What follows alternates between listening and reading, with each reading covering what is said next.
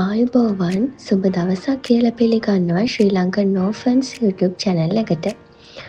ඔයා දන්නවද ලෝක ආර්ථික සංසදයට අනුව ඉදිරි වසර කිහිපය තුළ AI තාක්ෂණය නිසා රැකියා මිලියන 85ක් පමණ වෙනස් වීමට නියමිතයි.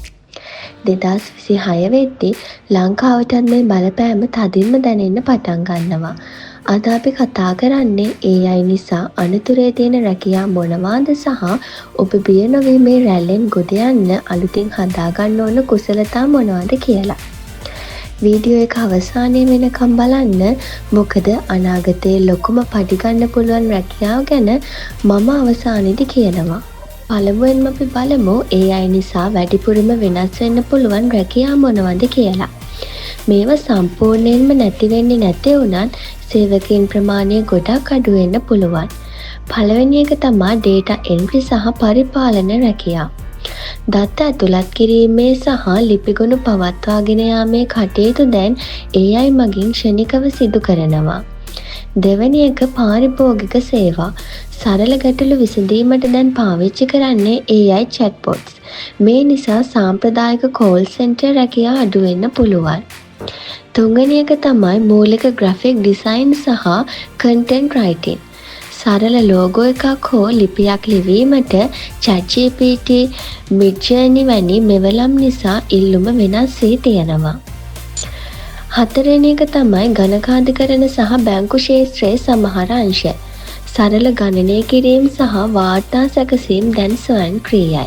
හැබැයි බය වෙන්න එපා. AI කියන්නේ රැකියා මරන්නෙක් නෙවෙයි, රැකියා පරිවර්තනය කරන්නෙක්. දැන් අපි බලමු 2026 දී ඉහළම ඉල්ලුමක් එන අංශ මොනවද කියලා. පළවෙනි එක AI prompt engineers. AI එකකට නිවැරදි උපදෙස් දීලා අවශ්‍ය ප්‍රතිඵල ගන්න දන්න අයට ලෝකේ පුරාම ලොකු ඉල්ලුමක් තියෙනවා.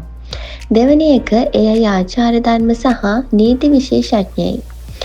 AI පාවිච්චි කරද්දී වෙන්න පුළුවන් වැරදි සහ නීතිමය ප්‍රශ්න විසඳන අයට ව්‍යාපාරික ලෝකයේ ඉඩක් වෙනවා. තුන්වෙනි එක දත්ත විශ්ලේෂකයින්, එහෙමත් නැත්නම් data analysts. AI මගින් ලබා දෙන විශාල දත්ත ප්‍රමාණය කියවා බලා තීරණ ගන්න මිනිස් මොළයට තවමත් ඉහළ වටිනාකමක් තිබෙනවා. අවසාන එක AI නඩත්තු සහ පුහුණු කරන්න. AI පද්ධති නිවැරදිව ක්‍රියා කරනවාදයි බැලීමට සහ ඒවා පුහුණු කිරීමට අපිට මිනිස් ශ්‍රමය අවශ්‍ය වෙනවා.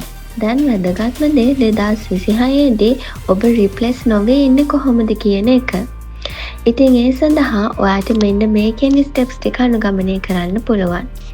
පළවෙනි එක තමයි AI සමග මිතුරුවන්න. AI වලට බිය නොවී ඔබේ දැනට තියෙන රස්සාව පහසු කරගන්න AI පාවිච්චි කරන හැටි ඉගෙන ගන්න. උදාහරණයක් විදිහට ඔයා ගුරුවරයෙක් නම් AI වලින් ලෙසන් ප්ලෑන් හදන හැටි ඉගෙන ගන්න. දෙවෙනි එක soft skills දියුණු කරගන්න. නිර්මාණශීලීව සිටීම, නායකත්වය සහ හැඟීම් කළමනාකරණය වැනි දේවල් AI වලට කරන්න බෑ. තුන්වෙනි එක නිරන්තරයෙන් ඉගෙන ගන්න. අවුරුදු 4ක ඩිග්‍රියකින් විතරක් දැන් ජීවිත කාලෙම රස්සාව කරන්න බෑ. ඒක නිසා මාස 3න් 3ට අලුත් තාක්ෂණය ඉගෙන ගන්න. වීඩියෝ එක මුලදී මම කිව්වා අනාගතයේ ඉහළම පඩි ගන්න පුළුවන් රැකියාව ගැන. ඒ තමයි AI පාවිච්චි කරමින් මිනිස් ගැටලු විසඳන්න දන්නා ව්‍යවසායකයා. තාක්ෂණය කියන්නේ මෙවලමක් විතරයි. ඒක මෙහෙයවන කෙනා ඔබ වෙන්න. ඔබේ රැකියාව මොකක්ද? ඒකට AI වලින් මොන වගේ බලපෑමක් වෙයිද කියලා ඔබට හිතනවද? පල්ලෙහායින් කමෙන්ට් කරන්න. අපි ඒ ගැන කතා කරමු. ඉතින් මේ වගේ වටින වීඩියෝස් තවත් ටිකටම නරඹන්න අපේ YouTube channel එක subscribe කරලා තියාගන්න. මේ වගේ තවත් වටින වීඩියෝ එකකින් ළඟදීම දවසක හමු වෙමු. එතකන් ඔබට සුබ දවසක්.